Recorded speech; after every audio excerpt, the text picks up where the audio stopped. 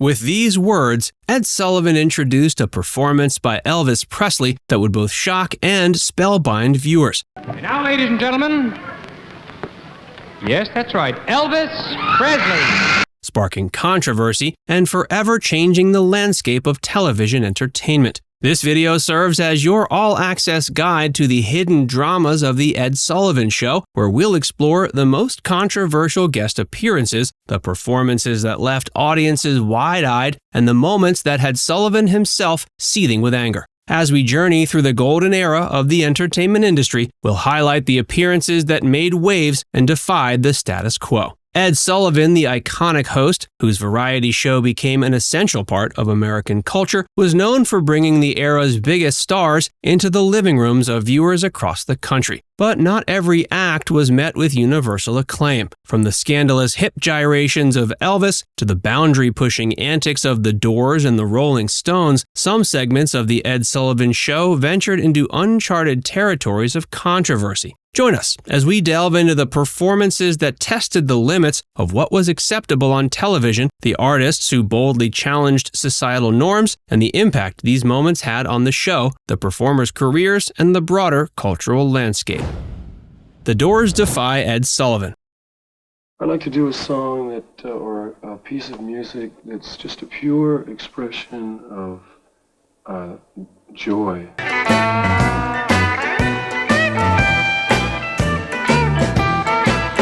On September 17, 1967, the Doors were invited to perform on The Ed Sullivan Show, which by that time had already become one of the most popular and influential television programs of the era. The band, consisting of lead vocalist Jim Morrison, keyboardist Ray Manzarek, guitarist Robbie Krieger, and drummer John Densmore, had just released their debut album, which included the hit single Light My Fire.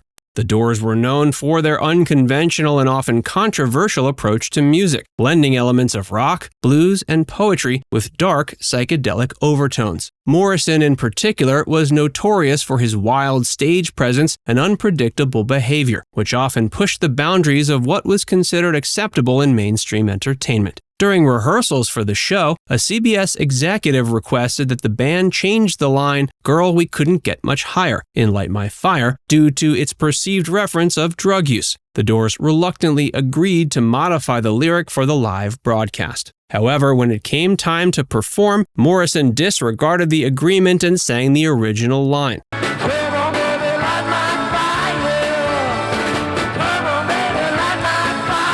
Much to the shock and displeasure of Ed Sullivan and the network executives. The band finished their performance without further incident, but the defiant act had immediate consequences. Sullivan, who was known for his strict control over the content of his show, was outraged by Morrison's behavior. He refused to shake the band's hands after the performance and banned them from ever appearing on the program again. The Doors, who had been scheduled for 6 more appearances, were abruptly cut from the lineup. The incident quickly became a media sensation, with newspapers and magazines across the country reporting on the controversy. Many praised the Doors for their rebellious attitude and commitment to artistic integrity, while others condemned them as irresponsible and disrespectful. For the Doors, the Ed Sullivan incident only served to enhance their reputation as rock and roll outlaws. The band embraced their status as counterculture icons and continued to push the envelope with their music and live performances. Morrison, in particular, became increasingly erratic and confrontational, leading to numerous run-ins with the law and the music industry establishment. Despite those knocks, the Doors remained one of the most popular and influential bands of the late 60s, releasing a string of successful albums and singles that have become classics of the rock canon. Songs like Break On Through to the Other Side, People Are Strange, and Riders on the Storm showcased their unique blend of musical styles and Morrison's poetic, often surreal lyrics. Tragically, Morrison's life and career were cut short by his untimely death in 1971 at age 27. The circumstances surrounding his death remain a topic of speculation and controversy to this day, with most claiming that he died of an overdose in Paris, while others believe he faked his own death to escape the pressures of fame. Regardless of the truth behind Morrison's demise, his legacy as a rock icon and cultural provocateur has only grown in the decades since his passing. The Doors' music continues to inspire and influence new generations of musicians and fans, and their brief but memorable appearance on The Ed Sullivan Show remains a defining moment in the history of rock and roll. The Rolling Stones' Censor Let's Spend the Night Together. No, I don't propagate religious views such as some pop stars do. I don't propagate drug views such as some pop stars do. This whole sort of thing was pushed upon me. By whom? Here are the Rolling Stones. In January 1967, the Rolling Stones were invited to perform on The Ed Sullivan Show, marking their fourth appearance on the popular television program. The band, which had already established themselves as one of the most successful and controversial acts of the British invasion, was set to perform their latest single, Let's Spend the Night Together. The song, which featured suggestive lyrics about sexual intimacy, had already caused a stir among radio programmers and moral watchdogs. Some stations had refused to play the track, while others had bleeped out the offending words. When Sullivan and his producers heard the song, they were immediately concerned about its potential impact on the show's family-friendly audience. Sullivan himself was no stranger to controversy, having previously clashed with Elvis Presley over his suggestive hip movements and with the Doors over their use of profanity. But he also recognized the importance of staying relevant and appealing to the youth audience, which made up a significant portion of his viewership. After some deliberation, Sullivan and his team decided to allow the Rolling Stones to perform on the show, but with one major caveat. They would have to change the lyrics of Let's Spend the Night Together to the more innocuous Let's Spend Some Time Together. The band, who had already been forced to make similar concessions on other TV programs, reluctantly agreed to the change. On the night of the performance, singer Mick Jagger took the stage with a mischievous glint in his eye. As the band launched into song, he sang the modified lyrics as requested, but made a point of rolling his eyes and smirking at the camera, as if to signal his disdain for the censorship. The performance itself was electrifying, with Jagger's dynamic stage presence and the band's tight musicianship on full display. But it was Jagger's subtle act of rebellion that stole the show, endearing him to the youth audience and cementing the Rolling Stones' reputation as the bad boys of rock and roll. The controversy surrounding Let's Spend the Night Together only served to increase the song's popularity and notoriety. It became a top 10 hit in the US and the UK and has since been recognized as one of the band's signature tracks. For Sullivan and his producers, the incident was a reminder of the delicate balancing act required to maintain the show's broad appeal while staying relevant to the changing tastes of the audience. In the years that followed, Sullivan would continue to book controversial acts like the Doors and the Beatles, but would also face increasing pressure from network executives to tone down the content of his show. The Rolling Stones, meanwhile, went on to become one of the most successful and enduring bands in the history of rock music. With a career spanning more than 5 decades, they've released dozens of albums and sold more than 200 million records worldwide. They've been inducted into the Rock and Roll Hall of Fame and received numerous awards and accolades for their contributions to music. Elvis Presley's Scandalous Hips. Well, both are tough. You got to work at them, but I don't mind it. It's worth it. In the 1950s, Elvis Presley burst onto the music scene with a style and sound that forever changed the face of popular culture. With his unique blend of country, blues, and R&B, coupled with his charismatic stage presence and provocative dance moves, Presley quickly became a sensation among teenage audiences across the U.S. But Presley's rise to fame wasn't without controversy. His suggestive hip movements and sexually charged performances were seen by many as a threat to traditional values and morality. Parents, religious leaders, and politicians alike condemned Presley as a negative influence on the nation's youth, and some even went so far as to call for his music to be banned from radio and television. Despite the backlash, Presley's popularity only continued to grow. And in 1956, he was invited to perform on The Ed Sullivan Show. Presley's first appearance on the show, in September 9th of that year, was a major event, drawing an estimated 60 million viewers and cementing his status as a cultural icon. But it was during Presley's third and final appearance on the show, on January 6, 1957, that the most controversial moment occurred. Presley performed a series of his hit songs, including Hound Dog, which had already been the subject of controversy due to its suggestive lyrics and Presley's provocative performance style. As he sang Hound Dog, he began to gyrate his hips in a way that was considered highly suggestive and inappropriate for television at the time. The camera quickly cut away to a close-up of Presley's face, but the damage had been done.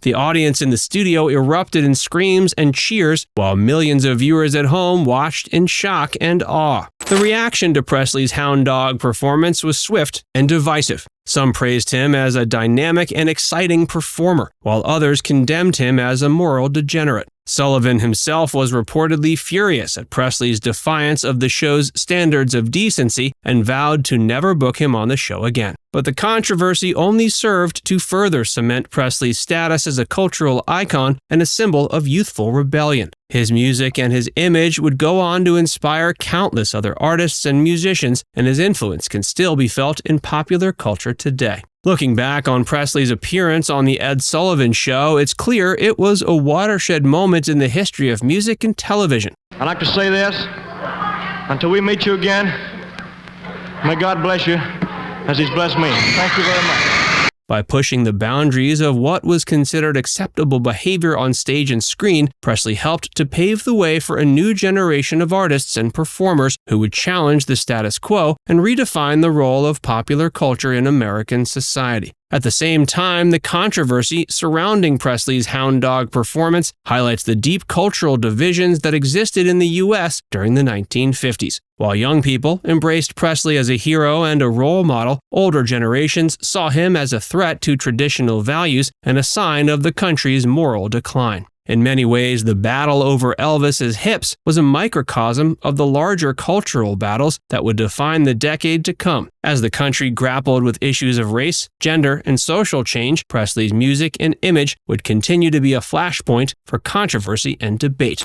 Despite the backlash he faced throughout his career, Presley's legacy as a pioneering artist and a cultural icon remains secure. His music and his influence continue to inspire new generations of fans and musicians, and his impact on popular culture is still felt to this day. For many, Elvis will always be the king of rock and roll, and his scandalous hips will always be a symbol of the rebellious spirit that defined an era.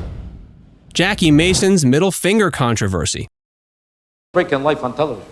While all the Jewish producers said I was too Jewish for the Gentiles, a Gentile saw me by the name of Ed Sullivan, and he loved me. He watched me perform at my first audition, and he got so excited. He was shocked, so shocked that the rest of his life he walked around like this. In 1964, comedian Jackie Mason was a rising star in stand-up comedy. Known for his quick wit, sharp tongue, and biting social commentary, Mason had already made a name for himself on the nightclub circuit and on television programs like The Steve Allen Show and The Tonight Show. So when Mason was invited to perform on The Ed Sullivan Show on October 18, 1964, it seemed like a natural fit. The show, which had a reputation for showcasing the biggest names in entertainment, had previously featured comedians like Milton Berle, Henny Youngman, and George Carlin, and Mason's edgy, irreverent style seemed like a perfect match for the program's format. But what happened during Mason's performance that night would go down in television history as one of the most controversial moments of the era. Mason's act, which was typically filled with rapid-fire jokes and biting social commentary, was going well. He had the audience in stitches with his observations on politics, religion, and everyday life. But about halfway through his set, something unexpected happened. As he was delivering a joke about the difference between Jews and Gentiles, he made a hand gesture that would change the course of his career. The exact nature of the gesture has been the subject of much debate over the years, with some claiming that Mason gave Ed Sullivan the middle finger, while others insist he simply made a dismissive wave of his hand. Regardless of what actually happened, the fallout from the incident was swift and severe. Sullivan, who was known for his strict standards of decency and his intolerance for any form of vulgarity or obscenity, was outraged by Mason's behavior. He immediately cut to a commercial break and had Mason escorted out of the studio. The incident quickly became a media sensation, with newspapers and magazines across the country reporting on the story. Some praised Mason for his rebellious attitude and his willingness to push the boundaries of what was considered acceptable on television, while others condemned him as a vulgar and disrespectful performer who had no place on family-friendly programs like The Ed Sullivan Show. For Mason, the consequences of the incident were devastating. He was banned from appearing on the Ed Sullivan Show for 2 years, and his career took a major hit as a result. He struggled to find work in the entertainment industry, and many of his former fans and supporters turned their backs on him. Despite the setbacks, however, Mason refused to apologize for his actions or to back down from his comedic style. He continued to perform in nightclubs and on TV programs that were willing to take a chance on him, and he gradually began to rebuild his career. In the years that followed, Mason would go on to become one of the most successful and influential comedians of his generation. He would release a series of best-selling comedy albums, appear in films like The Jerk and Caddyshack 2, and even star in his own one-man show on Broadway. But the incident on the Ed Sullivan Show would always be a defining moment in his career. He said, "You're going to have to make a personal appearance in court." I said, "First you give me a ticket, now you're my manager." I told him off. Nobody could push me around and get away with it. And a reminder of the power of television to make or break a performer's reputation. Bo Diddley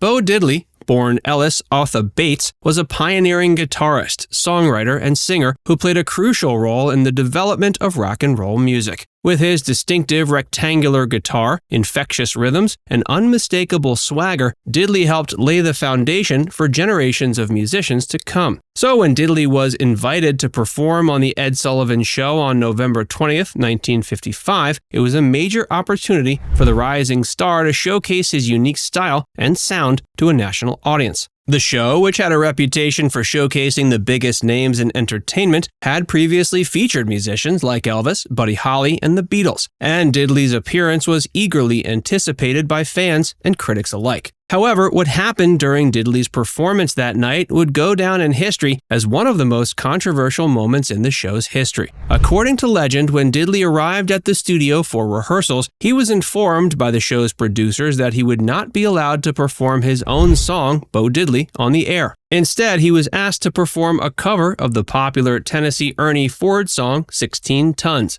Diddley, who was known for his uncompromising artistic vision and his refusal to conform to the expectations of the music industry, was reportedly furious at the request. He felt that 16 Tons, with its country western sound and lyrics about the hardships of coal mining, was a poor fit for his style and persona. Despite his reservations, however, he agreed to perform the song during rehearsals. But when it came time for his actual performance on the show, he had a surprise in store for the producers and the audience. As the cameras began to roll, Diddley strode onto stage with his trademark rectangular guitar and launched into an electrifying performance of Bo Diddley, complete with his signature beat and unforgettable lyrics. The audience, who had been expecting to hear 16 Tons, were initially confused, but quickly began to cheer and applaud as they realized what was happening. The producers were not amused. They had specifically instructed Diddley to not perform Bo Diddley, and they saw his defiance as a direct challenge to their authority. As soon as the performance was over, they informed Diddley he would not be invited back to the show. Bo, for his part, was unapologetic.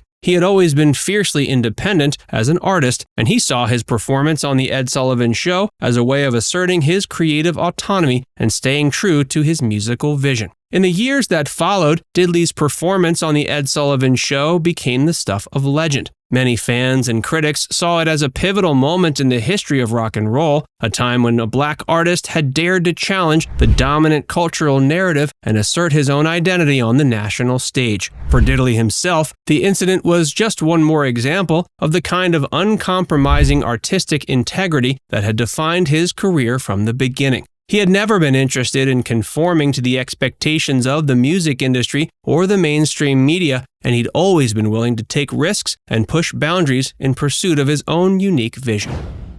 Sam Cooke's triumphant return. I know you send me, darling, you send me.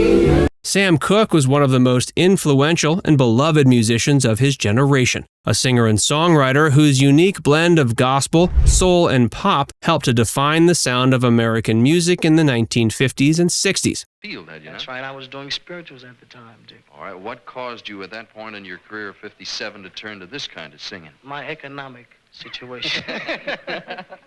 With his smooth, velvety voice and impeccable sense of phrasing and timing, Cooke was a true master of his craft, and his music continues to inspire and move listeners to this day. So when Cooke was invited to perform on The Ed Sullivan Show on November 3, 1957, it was a major opportunity for the young singer to showcase his talents to a national audience. The show, which had a reputation for launching the careers of countless musicians and entertainers, was the perfect platform for Cooke to introduce himself to a wider public and take his career to the next level. However, what happened during Cooke's first appearance on the show would go down in history as one of the most disappointing moments of his early career. According to reports, Cooke's performance on the show was marred by technical difficulties and scheduling issues. He was originally supposed to perform 2 songs, including his breakout hit You Send Me, but due to time constraints and other factors, he was only able to perform a shortened version of the song before the show abruptly cut to a commercial break.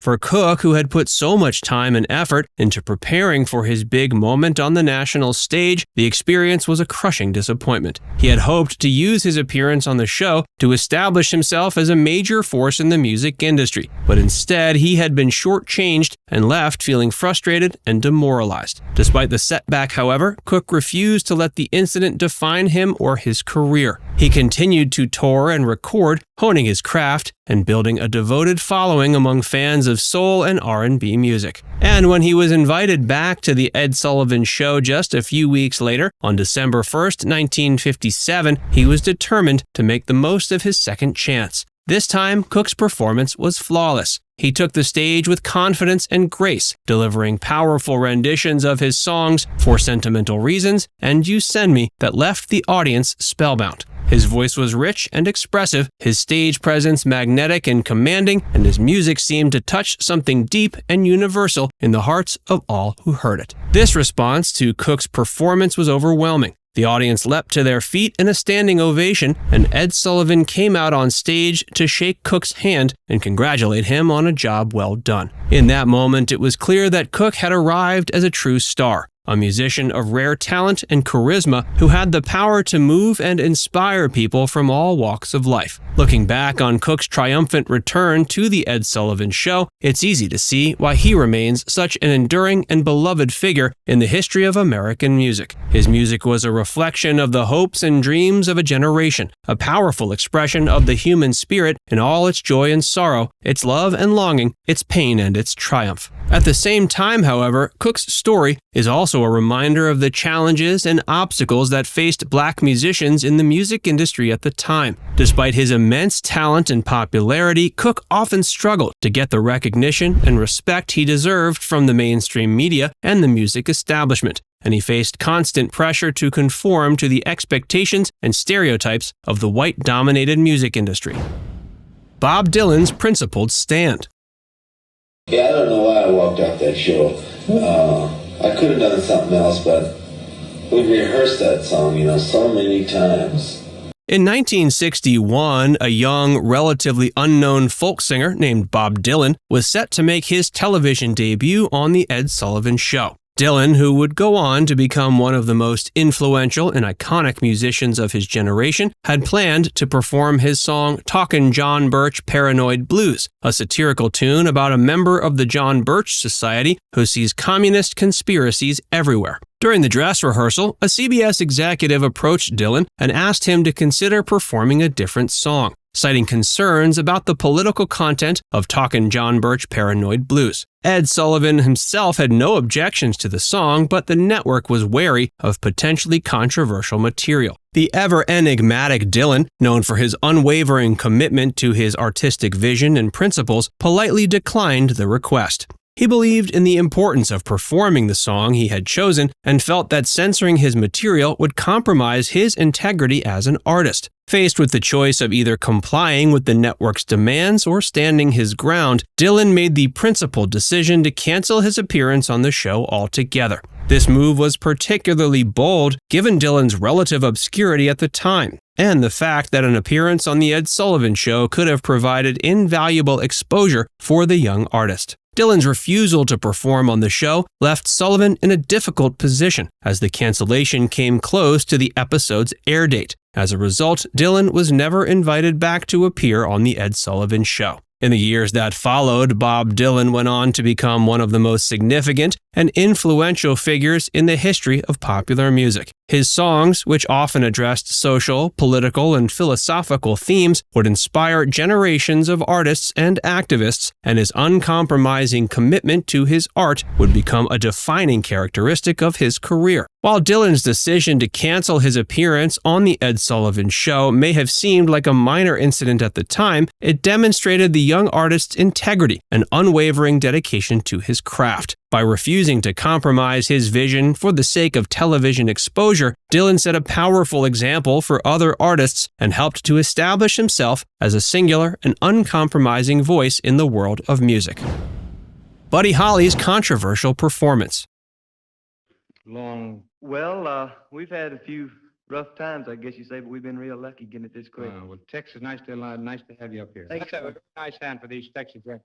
Buddy Holly, the pioneering rock and roll musician, made 3 appearances on The Ed Sullivan Show during his short but influential career. His second appearance on the show, on January 26, 1958, would go down in history as one of the most controversial and memorable performances of his tragically short career. Holly and his band, the Crickets, were riding high on the success of their hit singles That'll Be the Day and Peggy Sue when they were invited to perform on the show. They were scheduled to play 2 songs, Oh Boy and Maybe Baby. However, when Ed Sullivan introduced the band, he mispronounced Holly's name as Buddy Hollitt and his Crickets. And now, Oh Boy with Buddy Hollitt and his Crickets. A mistake that would become infamous in the annals of rock and roll history. Despite the introduction gaffe, Holly and his band took the stage, ready to rock the audience with their high-energy performance. However, during rehearsals, Ed Sullivan objected to the band's choice of Oh Boy as their opening number. Sullivan felt that the song, with his lyrics of All my love, all of my kissin', you don't know what you've been a-missin', was too raucous for the time and inappropriate for his family-friendly variety show. He suggested the band play a different song instead. Holly, who was known for his fiercely independent spirit and unwavering commitment to his artistic vision, refused to change the setlist. He had already promised his fans that he would perform Oh Boy on the show, and he was determined to keep his word. The standoff between Holly and Sullivan continued right up until the moment the band took stage. As the cameras started rolling, Holly launched into Oh Boy just as he had planned, his signature hiccuping vocal style and driving guitar work electrifying the audience. But Sullivan had a surprise in store for Holly and his band. Unbeknownst to them, Sullivan had ordered the sound engineers to turn off Holly's microphone, effectively silencing Holly. Holly, unaware of what had happened, continued to play and sing, but his performance was drowned out by the backing band. The incident made for an awkward and frustrating moment for Holly and his fans. Many viewers at home were confused by the technical difficulties, wondering if there was something wrong with their television sets. Others saw it as a deliberate attempt by Sullivan to sabotage Holly's performance. Despite the setback, Holly and the Crickets soldiered on, delivering a strong performance. The audience responded with enthusiastic applause, and Holly left the stage with his head held high, proving that that'll be the day when anyone could keep him from rocking out on his own terms. The controversy surrounding Holly's performance on The Ed Sullivan Show only added to his growing reputation as a rebel and an innovator in the world of rock and roll. His refusal to compromise his artistic integrity in the face of pressure from Sullivan and the network executives was seen as a bold and principled stand by many of his fans.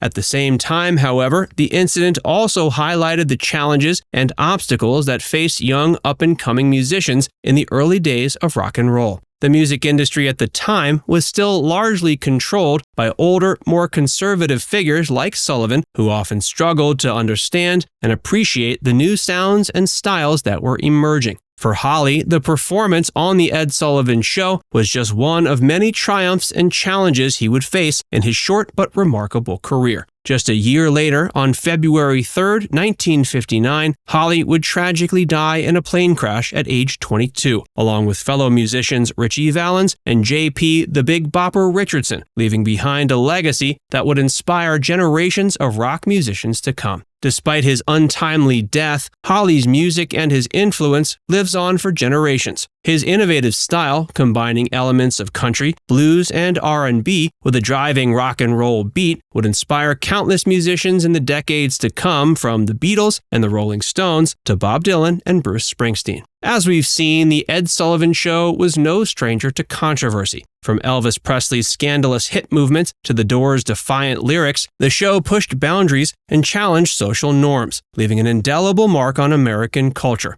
But now it's time to hear from you. What do you think about these controversial moments? Do you believe that the performers were right to stand up for their artistic integrity, even in the face of censorship and backlash? Or do you think they went too far in pushing the limits of what was acceptable on television at the time? And what about the role of the Ed Sullivan Show itself? Do you think the show had a responsibility to push boundaries and reflect on changing times, or should it have played it safe and stuck to more traditional forms of entertainment? Let us know your thoughts in the comment section below.